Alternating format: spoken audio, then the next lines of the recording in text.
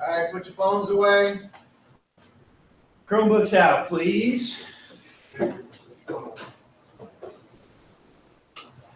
are you guys doing today? Tired?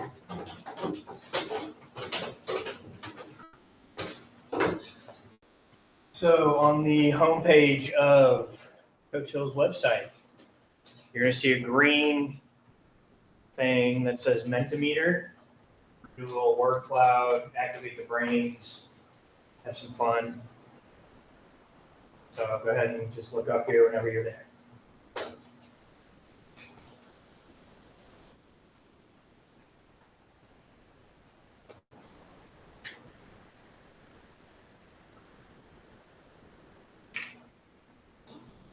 All right, and it'll take you to a screen that asks you for a code. The code is in big bold letters on the screen. If you can't read it, let me know. I'll read it out to you. It's 2294339.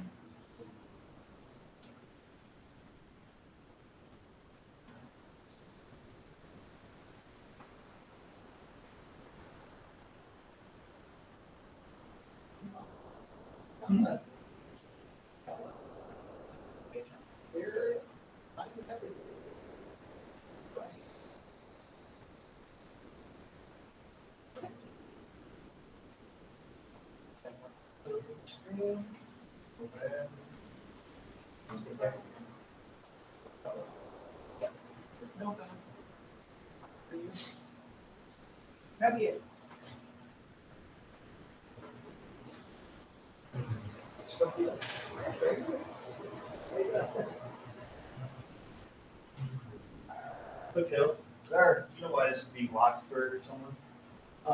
Who? Bishop? No. Maybe Then Oh, well. then you two might just work together. Okay. Okay. All right. So once you're in there, go ahead and type in. We're just doing a little word association with railroads. So the first thing you think of when you think of railroads. For sure.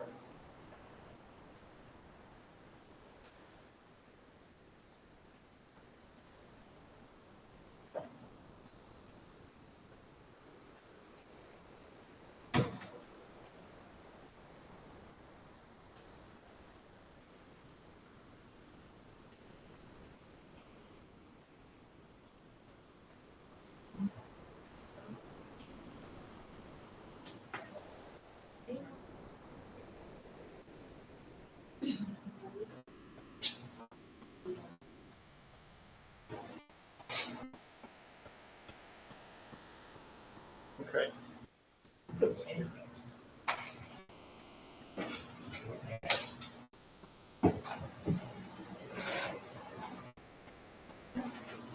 Seeing a lot of good stuff. Steel, trains, transportation. I don't know who put Vanderbilt, but you're already ahead of the curve.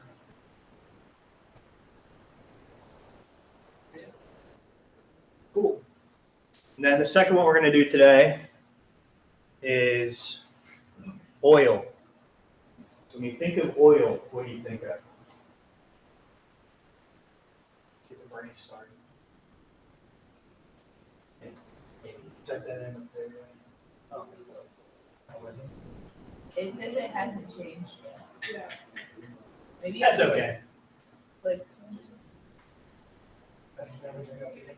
Yeah, that's okay. We'll just stick with railroads for today. So yeah, transportation, steel, metal. You guys are like hitting right on the right track, right? So today, exactly, pun is very much intended there. Today we are talking about the Gilded Age, the Industrial Revolution, all that good stuff. Hello, Florentine. There you go. So, like I said, there's an industrial revolution during this time. This map is just kind of showing the different manufacturing hubs of the United States. So there's a lot of obviously coal throughout Kentucky, Tennessee, West Virginia, Ohio. There's a lot of steel being forged in Pittsburgh. That's why they call it the Steel City. And so on and so forth. A lot of oil in Texas, all that kind of stuff. So that is what we're going to be talking about today. Obviously, the Civil War stimulated a lot of mass production techniques. You had things like interchangeable parts. Interchangeable parts meant that you could standardize weapons, right? And you could standardize weapons with steel. And so you needed manufacturing plants to make that steel. You needed, mines to mine the iron in order to get the steel right. So that is what came out of the Civil War. And you also had a lot of destruction through the Civil War. You had to rebuild, right? And with the advent of steel, you could rebuild buildings instead of brick and things like that. You could build new buildings with that steel. So the Industrial Revolution began as a wave of inventions. I'm sure you guys are familiar with Thomas Edison. He invented a lot of things, the phonograph, a few other things that we'll get to in a second. But as you can see, the patents exploded through the 1870s, 1880s, and 1890s. So what happens is when you think of an idea, right, you say, oh, this would be a great invention. And you have to patent that invention in order to make money on it. So that's why people would patent things. Even if the thing didn't exist yet, they would patent the idea. And then if that idea ever did come into existence, people would get money based on that. So who can tell me what the first image on the left is? It is a cash register. Who can tell me what the middle one is? Typewriter. It is a typewriter, Patrick. And the one on the far right, you guys probably won't get that one, but does anyone know what the image on the far right is? Yeah, there you go. It's an adding machine, yeah. So these are some of the inventions of the era. It made business a lot more efficient and kind of helped spur the Industrial Revolution from a business standpoint and a technology standpoint. Two other inventions of the time that helped kind of revolutionize communication. One was a wireless transmitter. Can anyone tell me what a wireless transmitter might be today? Was that? A phone, yeah, that's right. A phone, radio, kind of helps communicate. So instead of sending a letter with the Pony Express and it takes 15 business days to get there, you can now just communicate with someone via, wire transmission, radio transmission. And then obviously Alexander Graham Bell's telephone, the wired telephone, was also part of that revolution. Another innovation was the Bessemer process. We talked about this on our pre-quiz. So this was a process where you would take out carbon from the iron ore when you melt it into steel. You would take out the carbon. It's a cheaper and more stronger steel. So you're able to mass produce steel on a level that you wouldn't have been able to before. And that helped improve industrialization in this era. So, like I said, Thomas Edison, Wizard of Menlo Park, he was one of the greatest inventor of this time. Does anyone know what that top right image is? Have any guesses? What's that? The top right? No. Which one? Bottom left? Yeah, so that's a record for phonograph, which was an early record player. What about the top right? Nothing. Say that louder. Is it battery? It is battery. And then the bottom right is an audio recorder. So yeah, again, these are just some of the inventions that Thomas Edison came up with. But the most famous one was the electric light bulb. Right up there, all around us, all the time. Kind of changed how we light the world. So another question from the quiz, and I'm sure this will be on the test as well. The Industrial Revolution was fueled by four major industries: railroads, oil, steel, and electricity, right? So those are going to be the big four to remember. The acronym that you can remember by is ROSE. So if you're ever confused, just think ROSE, railroad, oil, steel, electricity.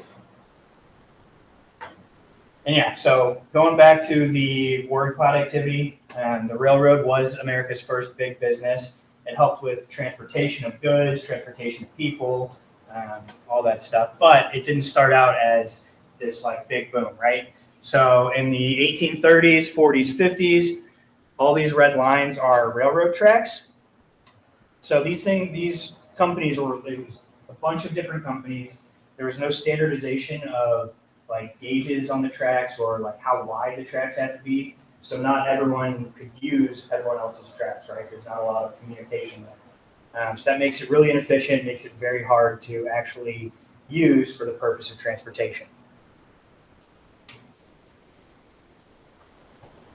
And as you get closer to the Civil War, so this is by 1860, you see a little bit of connection going on between, bigger cities. So like from, New York to Boston to all these places. You have some Chicago to St. Louis, things like that. But still not really standardized. And so companies couldn't use each other's trains on each other's tracks. So you have a lot of overlap of tracks because people had to run the same routes, but they couldn't use the same tracks, which is extremely inefficient and really doesn't help anyone. So who said Vanderbilt on the word cloud? Perfect. So yes, Cornelius Vanderbilt was the first industrial capitalist that we're going to talk about. He was the one that led the railroad revolution.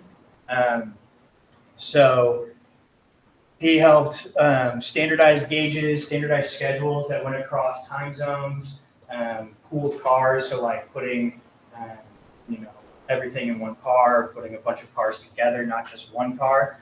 And yeah, as you can see, by 1890, we were making about 70,000 miles of track every single year.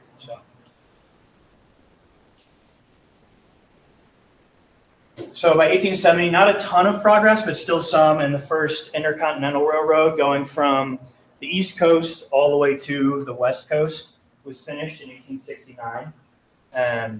Obviously, there was a bit of a conflict in the early 1860s, so not a whole lot of railroad innovation going on then. But by the end of the decade, we were traveling across the country.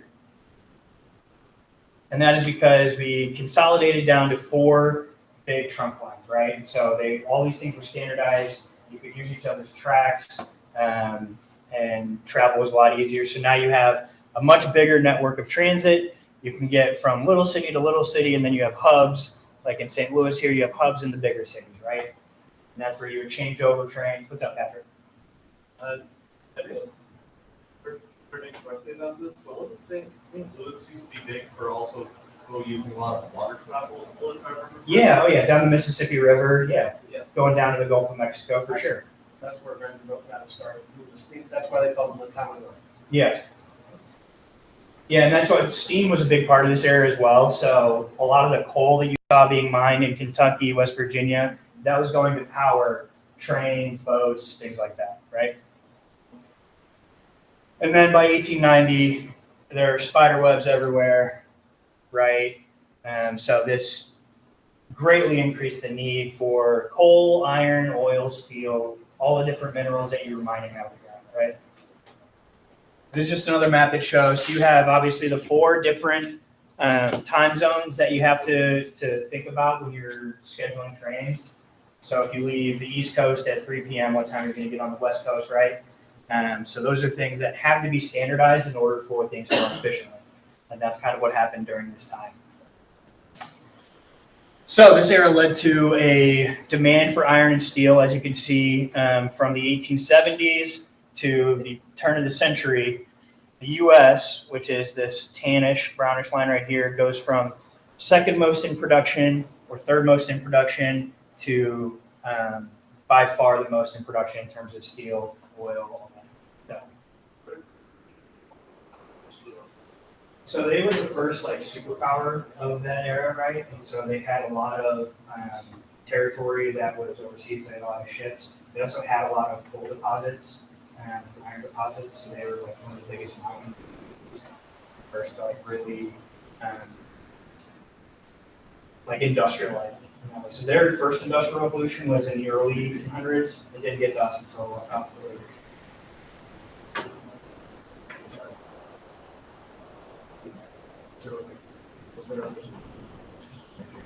So like I said, steel led to skyscrapers, long bridges, so the East Bridge downtown, stronger railroads, heavy machinery. Can anyone think of another steel structure that you know of?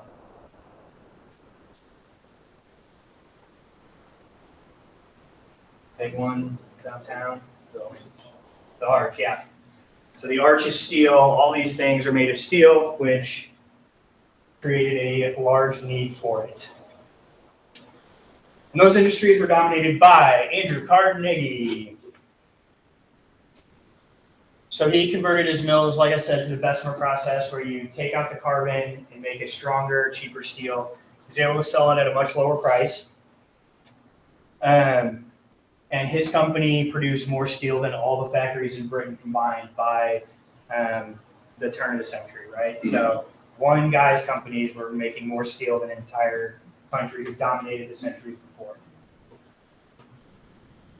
I got a little trivia here. Yeah, go for it. Football fans, the logo on the side of the Pittsburgh Steelers helmet, Yeah. that was Andrew Carnegie's steel company. Steel, the ERS is what the team put on there, but that's Pittsburgh Steel. Steel City.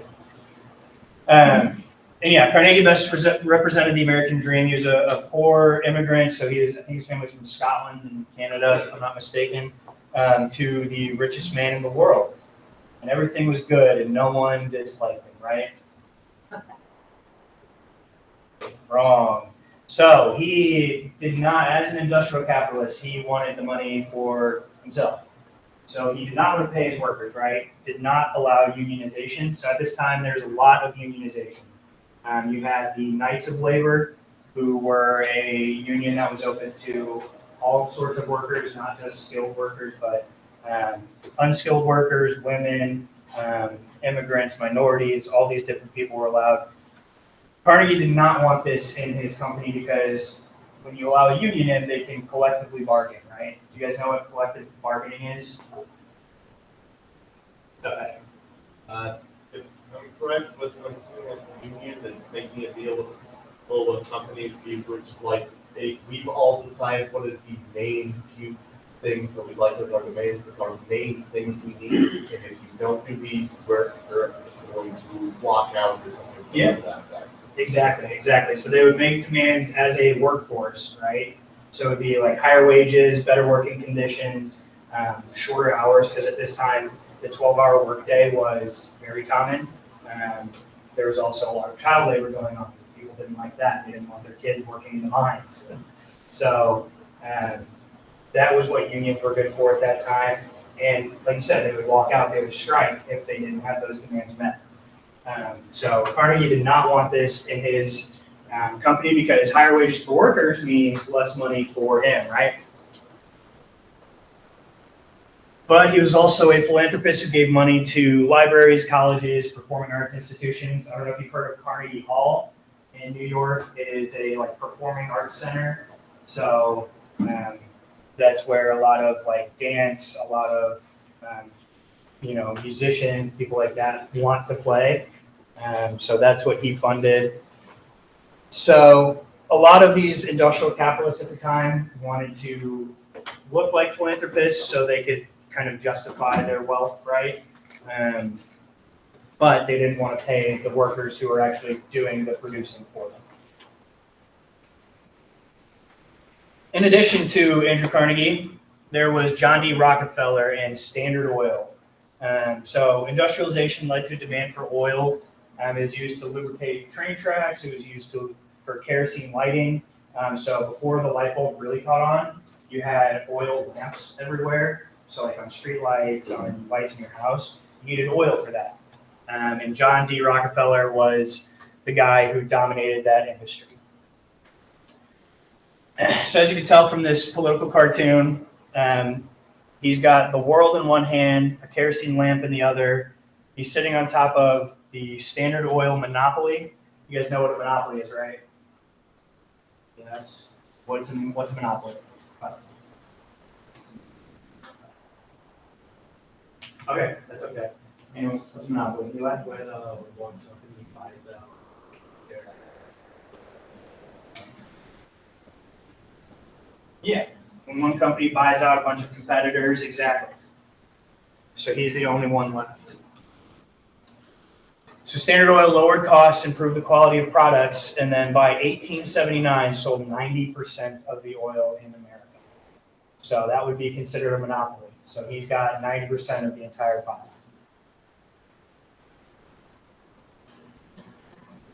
But again, he was an industrial capitalist. He wanted the money for himself.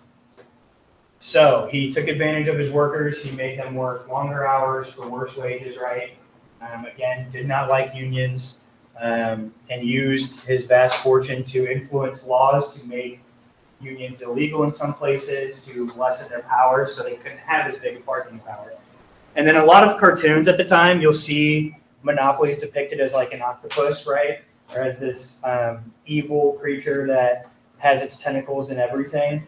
So in this one, you have the oil rig right here, the 2 oil rigs. You have a bank, you have the boats, you have even the workers down here, right? So you have all these things that they had their arms in that people really didn't like at the time. But again, he gave away, a good amount of money to charities, created the Rockefeller Foundation, founded universities, things like that. A lot of these like schools that these industrial capitalists founded are founded to kind of reproduce the ideology that they believe in, right? So you'll see a lot of that at the University of Chicago. And one of the final guys we'll talk about, J.P. Morgan. So industrialization led to a demand for financing. J.P. Morgan, his bank is still around. He was the son of a banker. And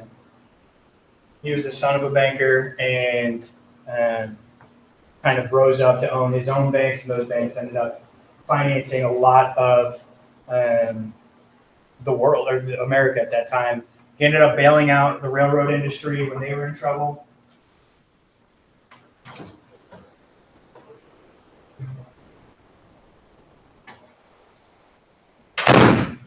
So, like I said, he bailed out the railroad industry, similar to the car industry being bailed out in 2008.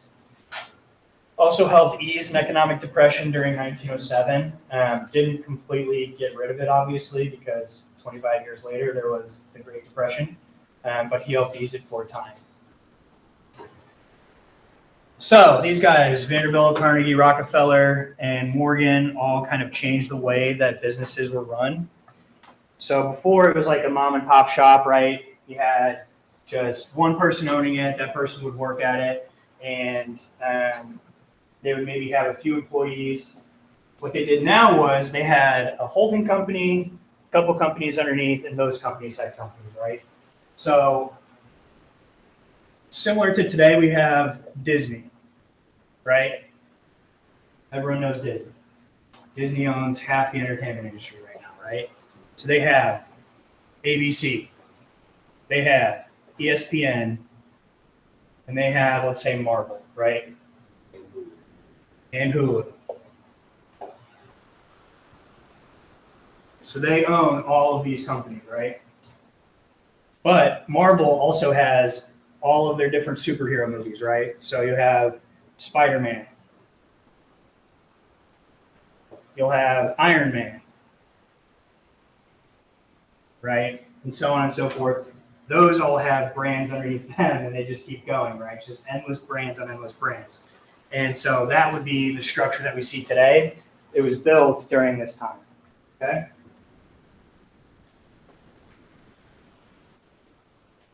So what would happen is, in this structure, you would have shareholders. So if you have any stocks, your parents have any stocks, anything like that, you own part of a company that a bunch of people own part of, right?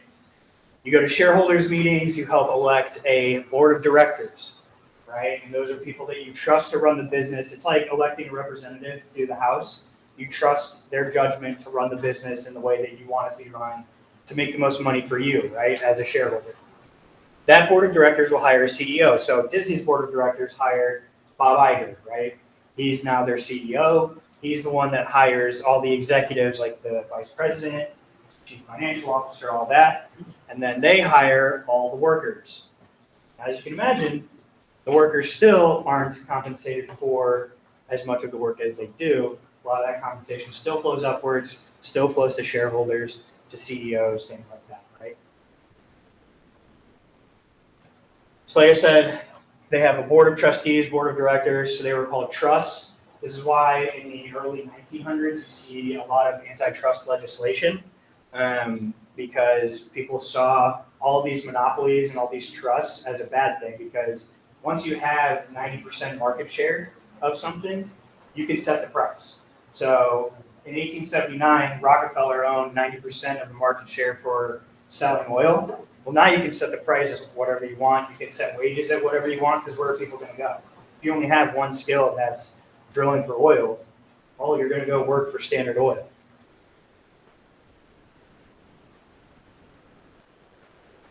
So like Eli said, you would merge to create monopolies. So towards the end of the century, 1898 into 1899, there was a record number of mergers with 1,200. And then as we get into the early 1900s, post-Gilded Age, you have back to low numbers. And that was when a lot of the antitrust legislation came, right? So now we will talk about horizontal and vertical integration. So horizontal integration. This was what Rockefeller did to control 90% of the oil supply in America. Give me a second to erase here. So basically, horizontal integration is when you own an entire part of the process, right? So you have these stages of production, right? You have 4 stages, for example, in oil. Standard Oil owned the entire refining stage, okay, all across the horizontal. So if you look at it like a pie, right, you have 4 different sections, right? Standard Oil owned all of that section, okay? So they didn't care who drilled the oil. They didn't care who transported the oil. They cared a little bit in that they wanted the lowest prices for those, right? But they didn't want to be the ones to do it, because you have to get infrastructure, you have to do a whole lot in order to do that. They just wanted to refine the oil. They had a good process, they wanted to just do that. So that's how they controlled all of that piece of the pie, right? Vertical integration, on the other hand, I'll label this one.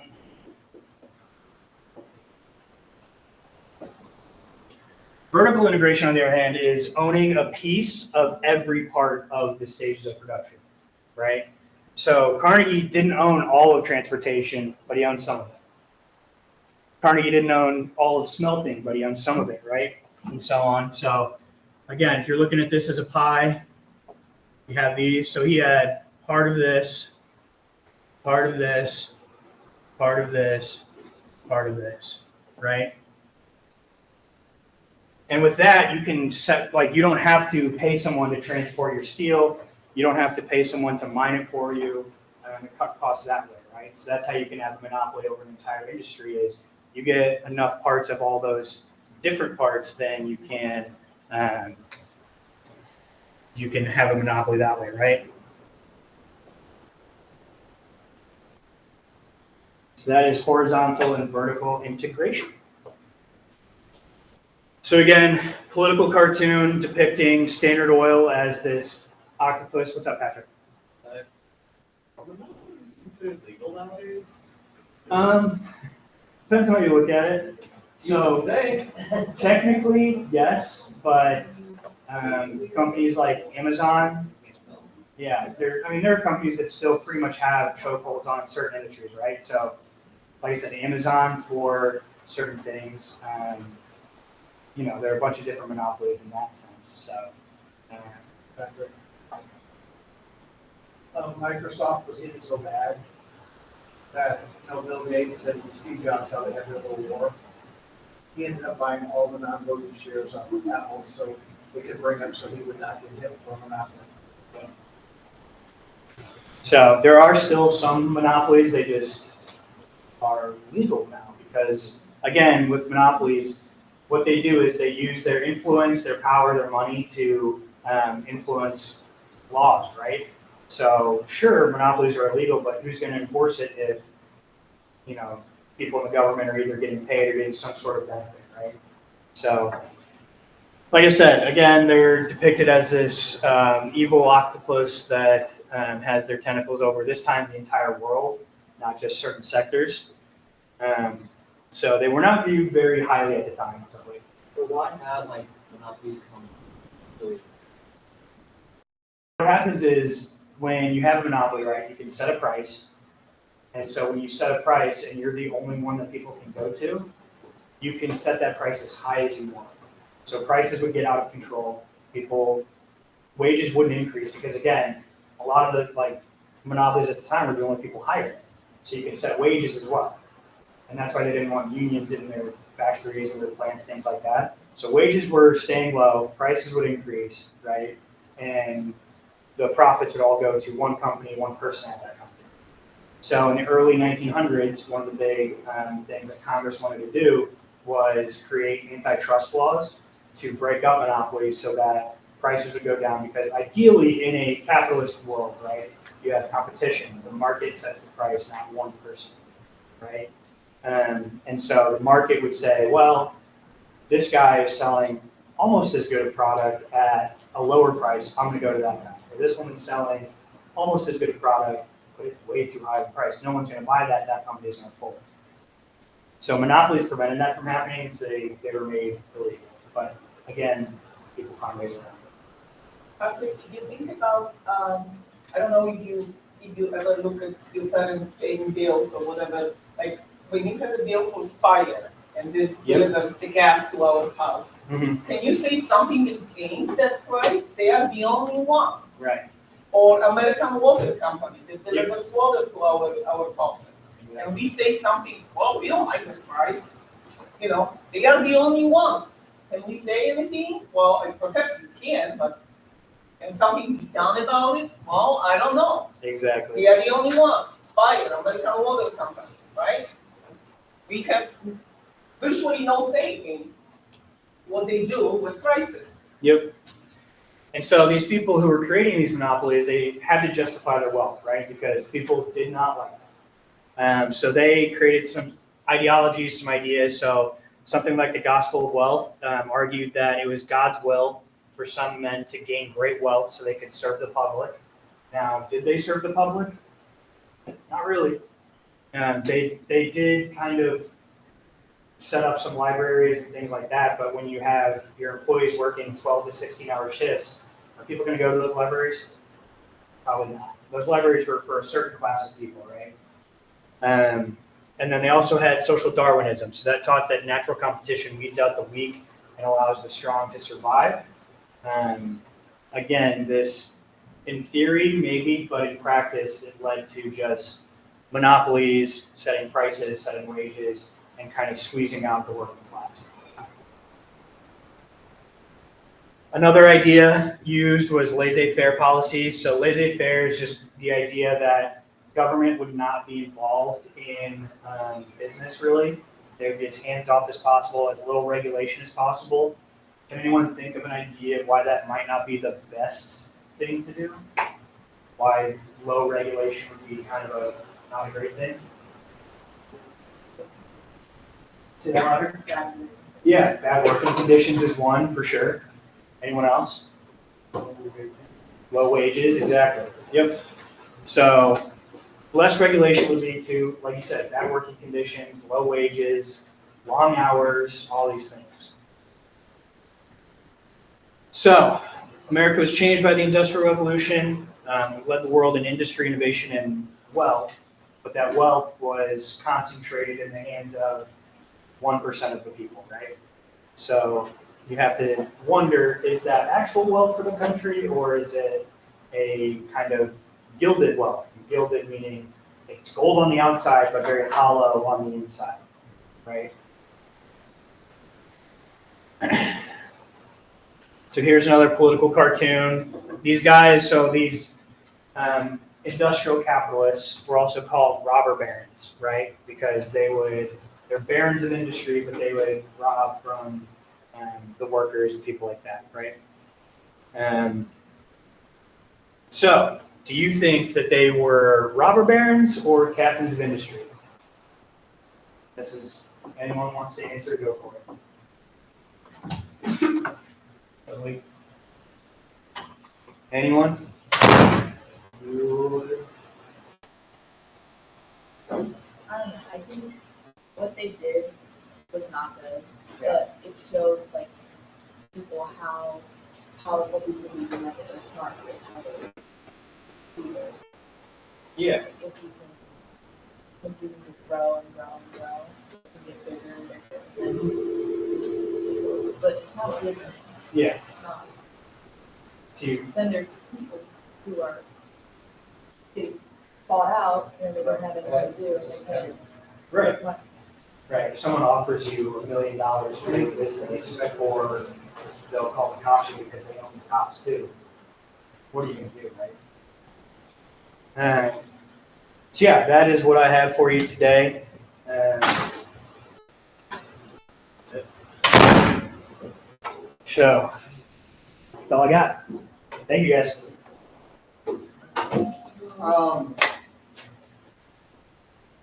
You guys can spend the rest of the remainder of the hour working on your project. Oh, okay, next thing. Oh. Grab that.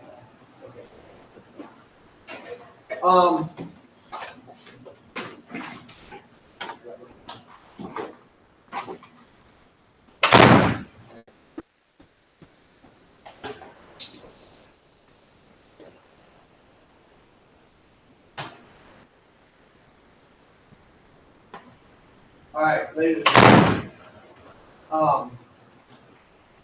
Because Mr. Brown had to teach today, I don't know if some of you are here. I'm gonna give you one more week to get your projects in because today was supposed to be your last day to work on the project. I'm gonna give you what's left, which is a bunch. And then I'm gonna give you next Thursday and it'll be due the following Friday. So disregard the due date tomorrow. So will we do just before Thanksgiving break?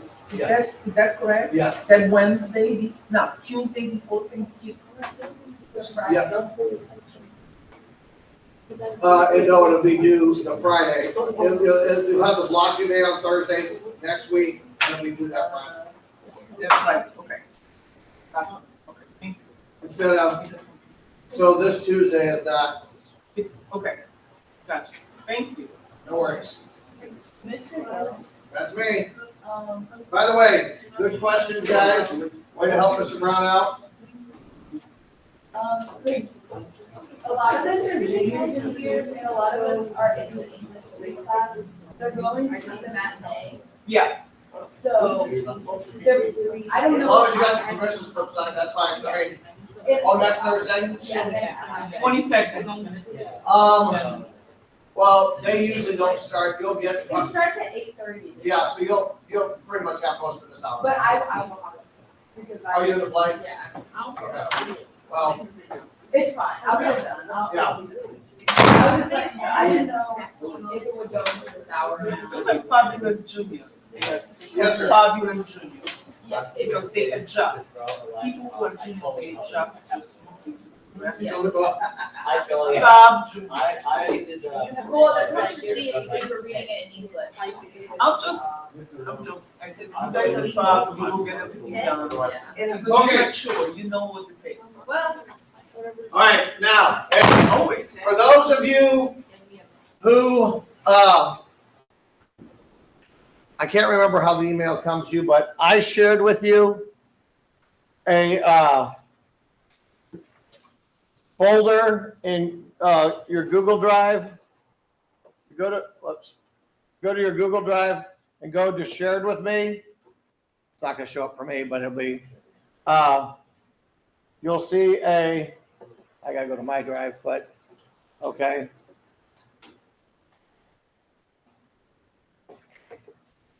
What does it say? It says First Hour, it's just called First Hour. I'll change the name of it. But it has, if you open it up, it has all the elections in it. Look up here. Hey, the folder that says First Hour has these folders inside of it. Whichever election you're doing commercials for, that's where you need to drop them. And you also need to submit them to the assignment that you have, because I'll grade them from there. But this is where the people who are doing the websites will be able to grab them and throw them into their, does that make sense? But this is for ads as well, right? You drop your ad. Yeah, you have to drop your ads here and you have to submit them to Canvas. If you are doing a website, you don't have to do anything because I already have it, because I gave it to you. Okay. Does that make sense? Yes. Has anybody got a question on that? No. Yes. So you sent the videos, well, once they got the videos, you'll send it to us. Right, so if you go in here, the video should start to be dropped. I've had 3 people, oh wait, they're all in the other class. I don't think, you're done with yours? Okay, go ahead and see, go to your Google Drive and go to Shared with Me, and you'll see, it'll say First Hour.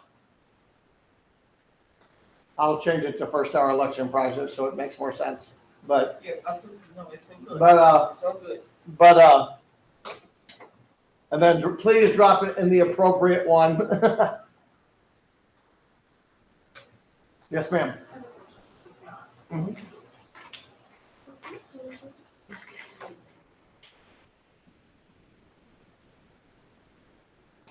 Okay, you might have to save this out. JPEG. Copy and then, okay. Easiest way to do it, the cheating way. Is open up live.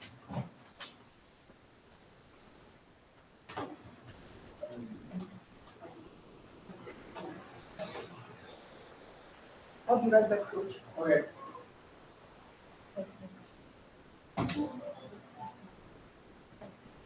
Are you watching Barney back?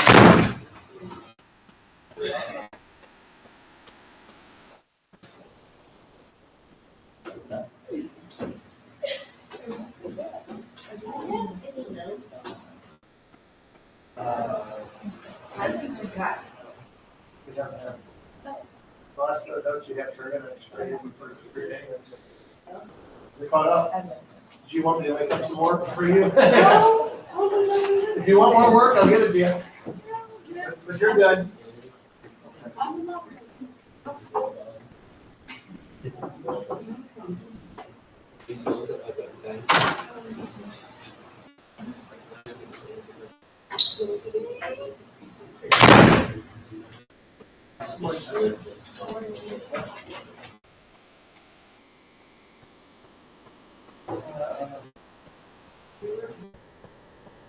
Yeah. Okay. You might have to go to those traffic, library, put on log on and save it there and change that. Okay. Hey, guys, on your poll, or that or you can just, you can go look at, just look online, see if you can find the JPEG online of the national election. Okay? She's on her way, she'll be back,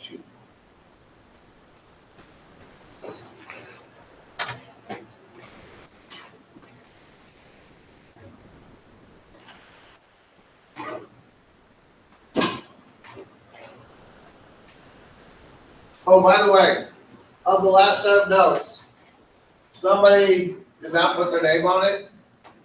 It's up there. Check your grade, because I just put them in the grade book. So if you don't see yourself as having them, look at those, make sure they're not yours.